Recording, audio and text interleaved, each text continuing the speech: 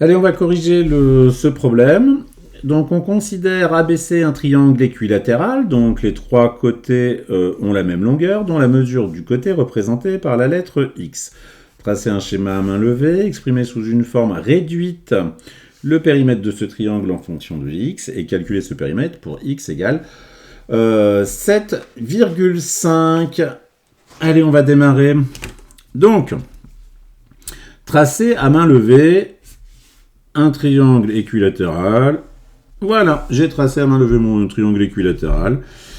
Et bien sûr, comme c'est à main levée, le plus important, c'est de bien coder mon triangle. Voilà, donc ici, ABC, triangle équilatéral.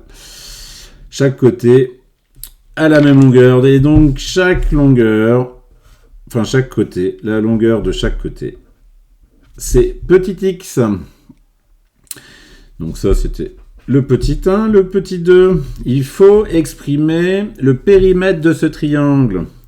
Alors, on va écrire... hop. Périmètre égal. Donc, périmètre triangle égal.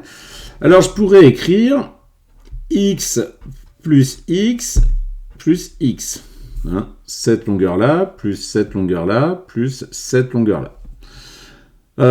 Est-ce que ça, c'est une forme réduite? Non, ce n'est pas une forme réduite. On peut écrire quelque chose plus simplement. Alors, x plus x plus x, c'est aussi égal à 3 fois x. Bon, déjà, on réduit un peu l'expression. Est-ce que c'est une forme réduite?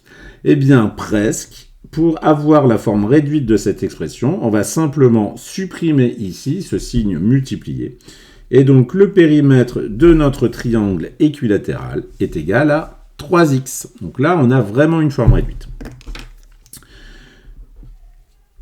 Petit 3, il faut donc calculer ce périmètre pour x égale 7,5.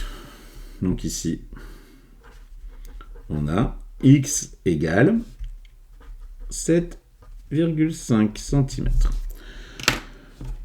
Alors, mon périmètre, il va être égal à quoi? Mon périmètre, donc, du triangle ABC. D'ailleurs, je peux écrire le périmètre ABC. J'aurais pu l'écrire ici aussi tout à l'heure, périmètre ABC. Alors, ce périmètre, eh bien, c'est 3x, c'est bien 3 fois x. Ici, c'est 7,5, donc le périmètre, ça va être 3 fois 7,5 cm. Donc 3 fois 7, 21, 3 fois 0,5, 1,5. Ça nous fait donc 22,5 cm. Voilà pour cet exercice.